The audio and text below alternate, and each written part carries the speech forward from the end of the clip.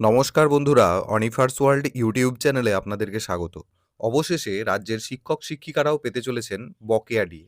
এমনই একটি খবর গতকাল থেকে কিছু নিউজ পোর্টালে ভাইরাল হচ্ছে। তো দেখুন কি বলা হচ্ছে।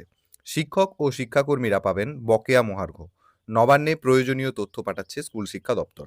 বলা হচ্ছে যে গত ১৩ই মার্চ নবান্নের অর্থ দপ্তরের তরফে একটি নির্দেশিকা দেওয়া হয়। সেখানে বলা হয়েছিল সংশ্লিষ্ট দপ্তর থেকে স্থির করবে কোন পদ্ধতিতে বকেয়া মহার্ঘ ভাতা দেওয়া হবে।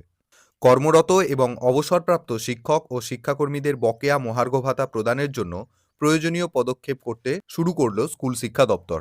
বিকাশ ভবনের এক কর্তা জানান, গত ১৩ই মার্চ নবান্নের অর্থ দপ্তরের তরফে একটি নির্দেশিকা দেওয়া হয়। সেখানে বলা হয়েছিল সংশ্লিষ্ট দপ্তর স্থির করবে কোন পদ্ধতিতে বকেয়া মহার্ঘ ভাতা দেওয়া হবে। স্কুল শিক্ষা দপ্তর সেই ফাইল তৈরি করে নবান্নের অর্থ দপ্তরে পাঠালে ভাতা প্রদানের প্রক্রিয়া শুরু হবে। কিন্তু এতদিন বিকাশ ভবন সেই প্রক্রিয়া শুরু করেছে কিনা তা স্পষ্ট না হওয়ায় ক্ষোভ বাড়ছিল শিক্ষকদের মধ্যে। শনিবার দপ্তরের এক কর্তা আনন্দবাজার.com-এর প্রতিনিধিকে জানান, নবান্নের অর্থ দপ্তরে বিস্তারিতভাবে তথ্য পাঠানোর জন্য প্রয়োজনীয় পদক্ষেপ করা হয়েছে।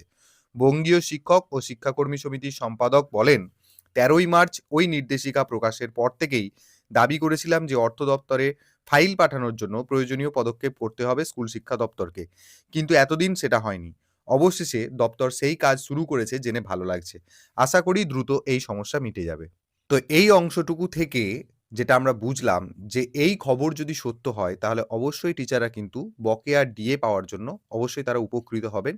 তো শিক্ষক শিক্ষিকাদের বকেয়া ডিএ পাওয়ার এই ছোট্ট আপডেট ভিডিওটি সকলের সাথে শেয়ার করুন। আপনারা যারা আমার চ্যানেলে নতুন তারা চ্যানেলটিকে সাবস্ক্রাইব করে নিতে ভুলবেন না।